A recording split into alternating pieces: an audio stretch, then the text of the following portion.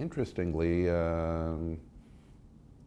while there's been discussion about alcohol as improving the risk for heart disease, there's only recently there has been some speculation about reducing the risk of certain cancers. It's mostly been, I would call, early data on the subject. I would be hard pressed to say that this would fall anywhere near the level of a public health recommendation or a health policy. There's some early evidence from a few studies that people who have moderate levels or higher levels of alcohol consumption have lower risk of non-Hodgkin's lymphoma and possibly of thyroid or renal cell carcinoma. But these are early studies, and I think are still in the realm of speculative and needing further research before a definitive statement can be made. And no one has a clue as to what the mechanism would be by which alcohol would be protective about it.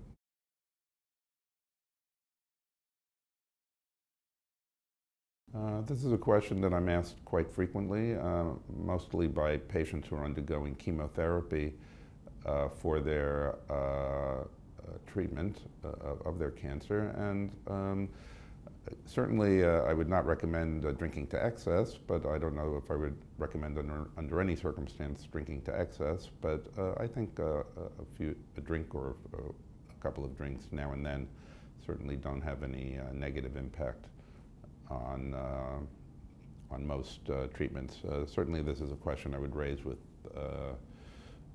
your treating doctor, oncologist, or whoever, if you're undergoing chemotherapy. But as a general principle, I don't think a drink or two is of any ill effect.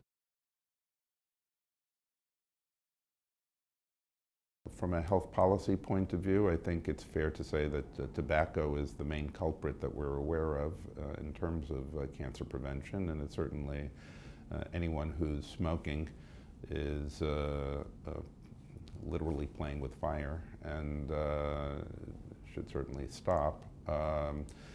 After that, I think the kinds of advice that is combined with cardiac disease prevention is also reasonable. Lowering your weight, increasing your physical activity,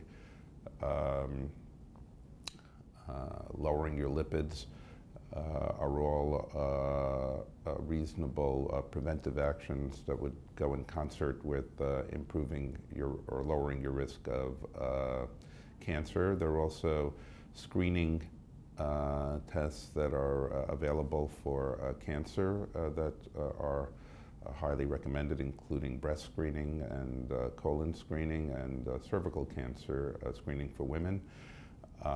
And then, as I said earlier, probably a prudent diet, which would go along with weight loss and the other activities. It may have other benefits as well.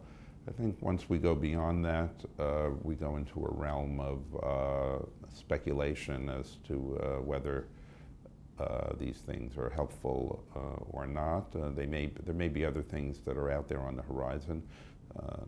There's a great deal of research going on now to develop more preventive agents. Oh, and I should mention vaccines for those diseases that are preventable by vaccines. Most children now in Western countries are getting, and actually in other areas of the world as well, are getting vaccines against some of the preventable causes of cancer, such as hepatitis B and HPV. I would say, though, that I think the future holds great promise in this regard, prevention, that is, and I think the reality is that most of the great advances in medicine have been in prevention. The great advances in infectious disease, which is where we've made the greatest strides in medicine, have been not through antibiotics, but through washing our hands and having clean drinking water, rather than through treating people who get sick. And I think the same will ultimately be true in cancer as well. It'll be by reducing cancer risk, not by treating people better who have cancer. We should try to prevent that.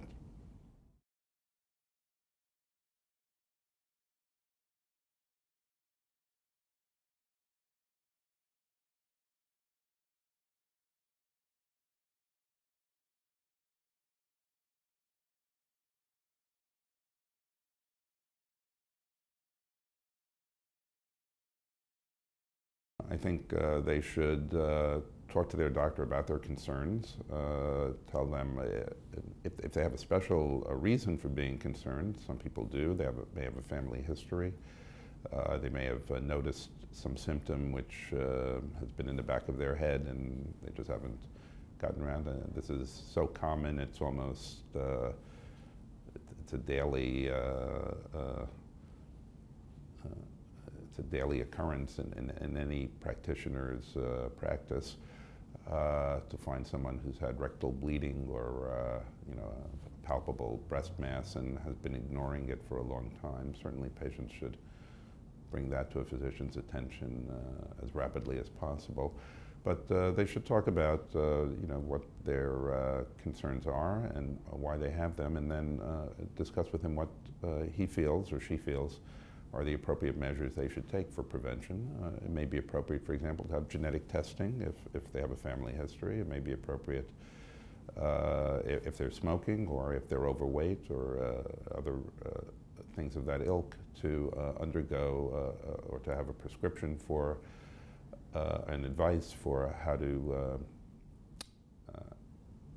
go about getting prevention in their regimen.